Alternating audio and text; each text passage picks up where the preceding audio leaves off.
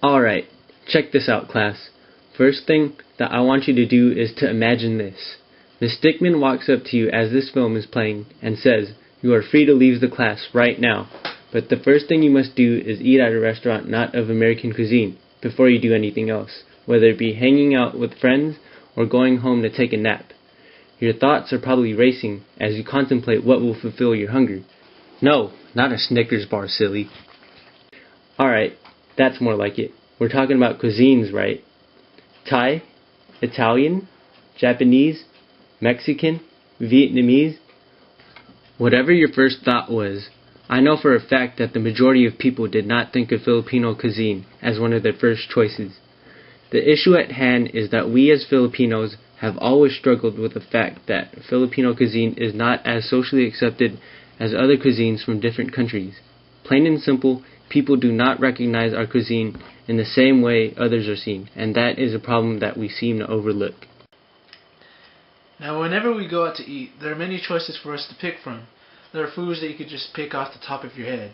Chinese, Japanese, Mexican, and Italian seem to be the most impacted cuisines in America. Even less impacted ones such as Thai, Vietnamese, and Greek have some kind of familiarity in American culture. When you have a wide variety of local Chinese or Japanese joints and even restaurants such as Taco Bell, Panda Express, and Olive Garden, it is so easy to eat food within those boundaries, mainly due to the fact that they are so abundant. But why doesn't Filipino come to mind? And I don't mean just going home and eating what's left over. The fact of the matter is that outside of heavily Filipino populated cities such as Vallejo or like Daly City, many just simply don't have the choice to eat it. It's also strange because the same dishes that we are so used to eating derive from a lot of the same sources that Filipino food does. Just as Mexican food have some Spanish influence, we have that too. Or even Chinese food. Is pancit not similar to chow mein? Or the typical egg roll to lumpia? It is certainly a cultural anomaly that is hard to just put one answer to. What we want to say is that Filipino food can be just as good to eat, and we're here to prove just that.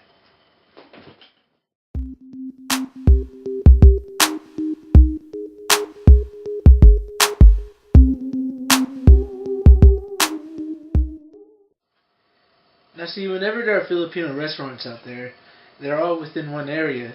You can really see this when you go to a predominantly Filipino supermarket. You'll notice that there are many restaurants that surround it, and that's pretty much the only place you'll ever find them. Rarely will you ever find a Filipino restaurant that stands on its own. Even more so, you'll notice that when you go to eat inside one of these restaurants, there are only mostly Filipino people eating in them. Whenever you go to a place like Panda Express, you'll see that people from all kinds of ethnicities are eating inside there. There are some explanations we could come up with, but many don't seem to be solid. We can say that Chinese and Mexican spots have palates that cater to the American tongue, in the sense of greasy and sweet food that you can get quickly. But couldn't we say the same about Filipino food? Or maybe it's because Filipino dishes use unorthodox preparation methods, such as using pig's blood or stomach tripe. But isn't that just as strange as eating cow tongue in a burrito, or even snails in French cuisine? There isn't anything definitive, but all we know is that Filipino food is definitely not so recognized in American culture. Just as diverse as our ancestors were, so is the food that we Filipinos eat. Much of Filipino cuisine comes from a wide variety of influences. Many Filipino dishes take cues from Chinese, Hispanic, American, and other Asian countries. A lot of the dishes can be very simple, such as fried fish and rice, or you might have very elaborate dishes, such as kare-kare or sinigang. As we have already learned, many of our ancestors come from lands outside the Philippines. When the Chinese and Taiwanese settled, they also brought along rice cultivation, and trading with other nations naturally brought along things like soy sauce and fish sauce.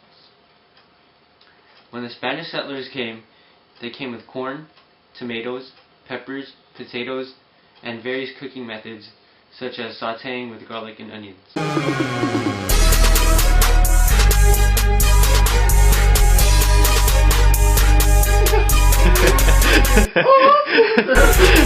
Keep going, just keep going.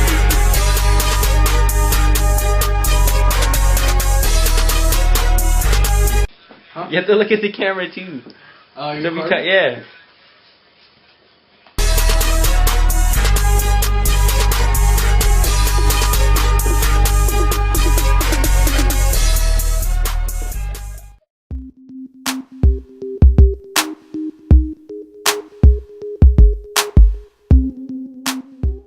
A very heavily Chinese influenced dish that is also quite well known is pancit, which is a noodle dish that is prepared with various vegetables and different kinds of meat.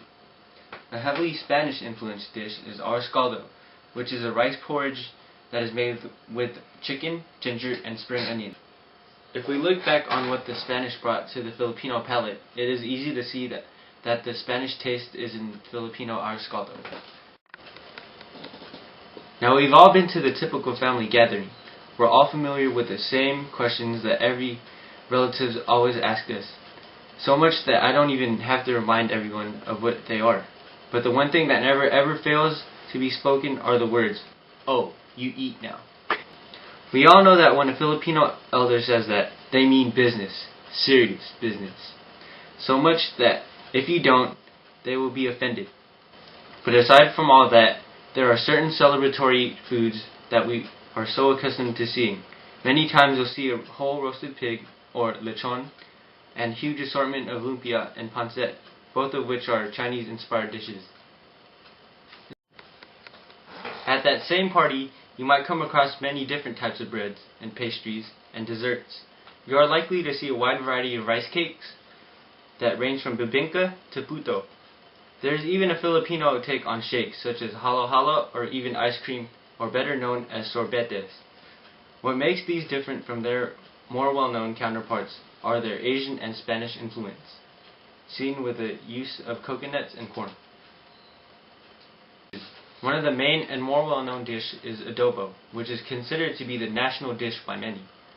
In this dish, it is clear to see the Spanish and Chinese influence, the use of soy sauce from the Chinese, and the use of garlic from the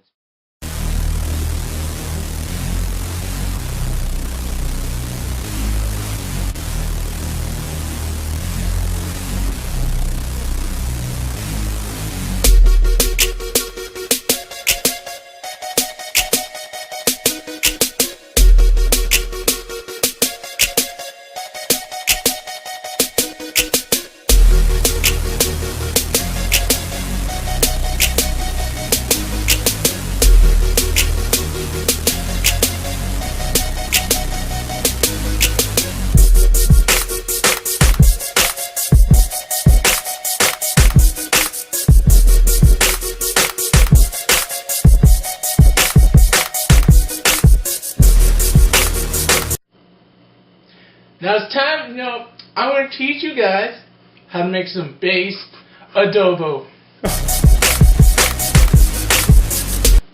See right here? This is your chicken. And now, your cooking oil. 2 tablespoons, by the way.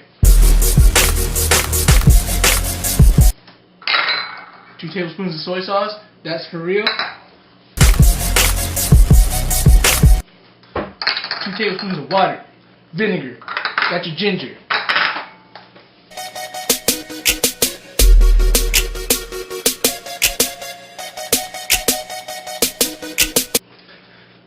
Let's not forget the pepper, the pepper.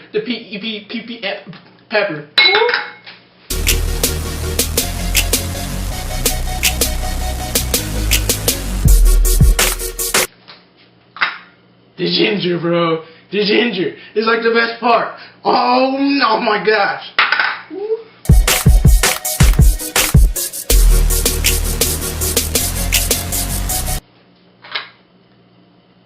Onions. Green onions, scallions.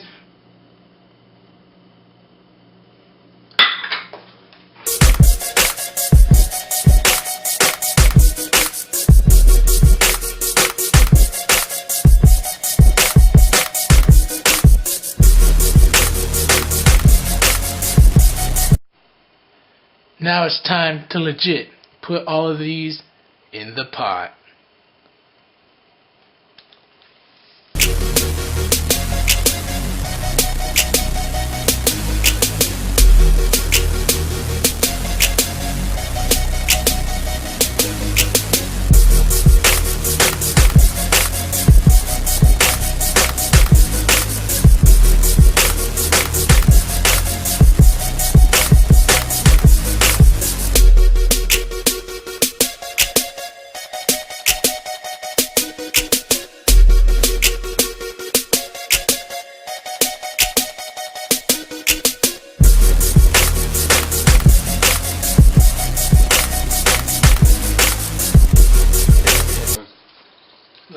masterpiece.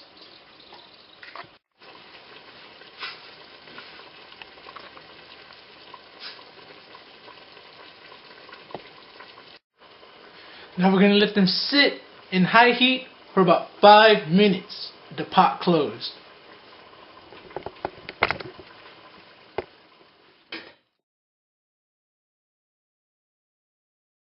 Alright, so it's been about 5 minutes. I'm going to go ahead and take this off. Oh my gosh, that is looking good. That is looking fantastic. Alright, since it's about 5 minutes on high heat, we're actually going to put it low to medium. You don't want none of them, like burning or anything like that. And for the rest of the time, what you want to do is keep stirring. Keep stirring, because they're going to burn if you don't stir. And just kind of keep doing this until it's cooked.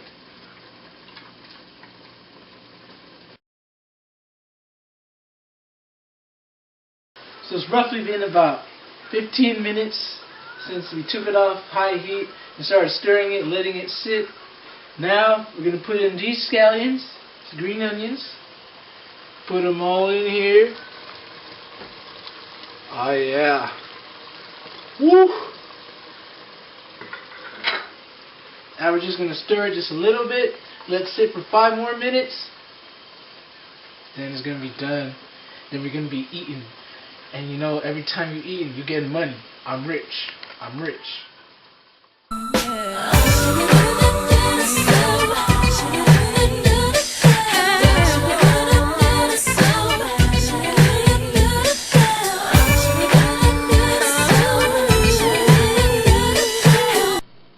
It's time to eat!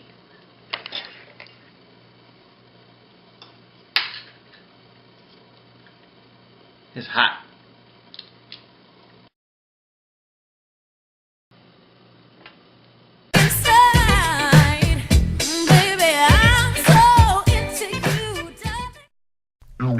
Finally, it's final sweet, but I ain't even study. Plus, I ain't get no sleep. Finally, I'm finna study, but now I'm nodding off. I'm sleepy and I'm tired, cause I just got off a long day of scrambling. And I'm a scrambling scholar, hey, scrambling scholar, okay, scrambling scholar, hey, scrambling scholar. And